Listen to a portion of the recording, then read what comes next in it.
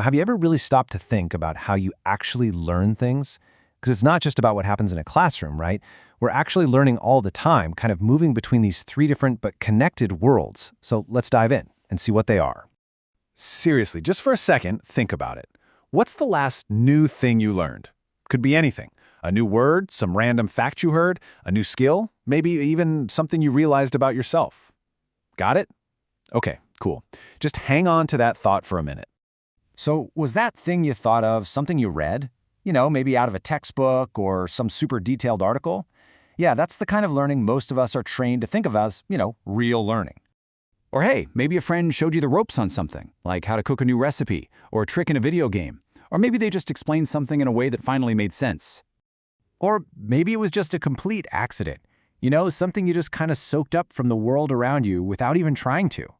See, every single one of these examples, they all fit into this bigger picture of what learning really is.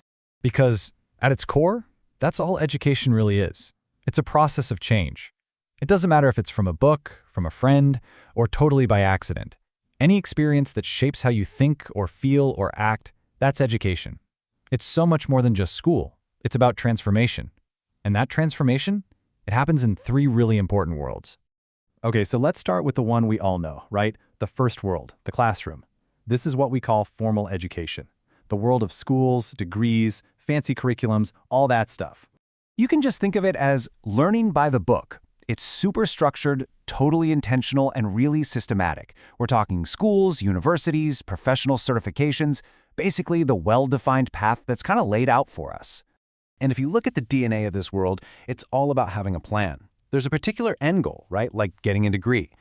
It's squeezed into a specific time frame, like a semester or a course, and it's given to you by specially qualified teachers inside this pretty strict discipline structure. It's almost like learning on a train track. It only goes one way. All right, so if that's the formal world, planned, systematic, pretty rigid, what's the complete opposite? Well, take a look at this. On the other side of the coin, you've got learning that's totally spontaneous, kind of incidental, and has absolutely no curriculum. We're about to jump straight out of the classroom and into, well, life. And that brings us to our second world, the everyday. This is informal education. This is all the learning that just happens, in the gaps between everything else you're doing. It really is the education of life itself. Yup, exactly. It's learning by living.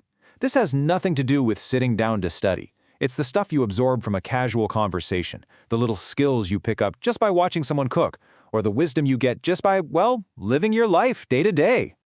You can see how this is basically the mirror image of formal education, right?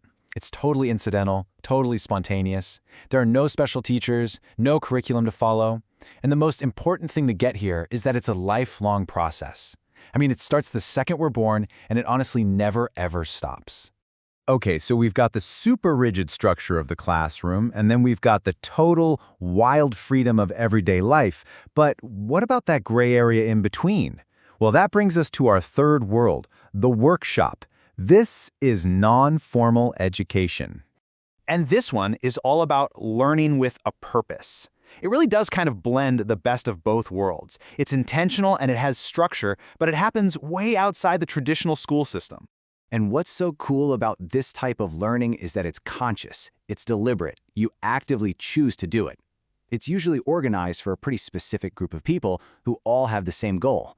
Think of something like a community coding bootcamp or maybe a weekend photography workshop.